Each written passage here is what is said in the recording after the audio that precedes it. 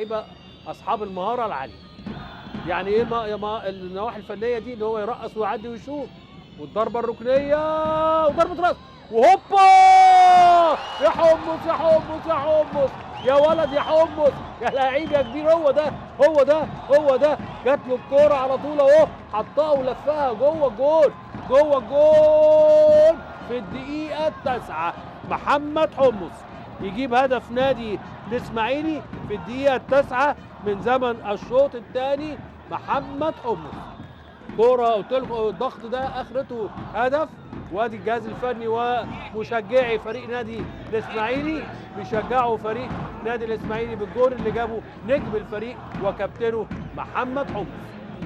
عم نشوفها تاني، جول جميل جميل جميل. وادي مشجعي الانتاج الحربي، الكوره اتعملت ولفها على طول جوه الجول، جوه الجول. ضغط مستمر، وعمران هو اللي عامل المشكله دي كلها على كوره لا لسه لها ازمه، لا لازمه خالص.